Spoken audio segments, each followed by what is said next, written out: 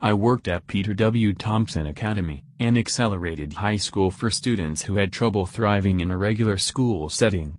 There were lots of students with behavioral problems, serious family issues, failing subjects, and many were teen parents. It was a last resort for many kids. Peter W. Thompson was a principal at the academy who was well known for giving much of his time, energy, and funds to the school. He had been diagnosed with cancer and died many years before I began working there. To honor him, the school was renamed, and a large photograph of Mr. Thompson was hung in the Great Hall for everyone to see. One afternoon, my daughter asked if she could be dropped off at my office after school.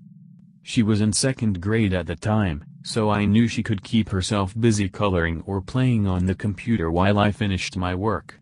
When she got to my office door, she immediately asked for change to buy a snack and drink from the vending machines. The machines were located in the student break room, where kids played pool and foosball during their lunch break. I had no problem letting her go to the machines alone because all the students were gone for the day. She came back to my office a short time later, snack and juice in hand. I started some small talk with her, but she seemed to have something on her mind. I asked if she was okay, and she said, yes, but she had a question. Mama, where is the principal's office here? I laughed and said, well, you know Miss Thurman's office is right next door to mine. I thought it was strange of her to ask such a silly question since she had visited Miss Thurman's office numerous times to visit. No, Mama. The principal's office, she said impatiently. I repeated that her office was next door. She sighed and said, then where is that man's office? I thought at this point she was mistakenly referring to one of the male teachers as the principal. Mr. Smith's office is down the hall, I said. At this point, she was getting red in the face. No, Mama.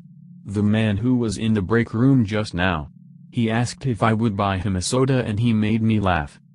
Thinking that there must have been a student still in the break room, we walked to the vending machines together. I looked around, but I didn't see anyone. I asked my daughter what the man looked like. She began describing a man with a mustache and gray hair. At this point, I began to be frightened that some stranger was wandering around the school. We left the break room so that I could call for help. As we were crossing the Great Hall, my daughter pulled my hand. There he is. That's him. Where is his office? He was nice to me. I turned to see who she was pointing at, but there was no one there. She was pointing at the picture of Mr. Thompson, smiling down on us from his photograph.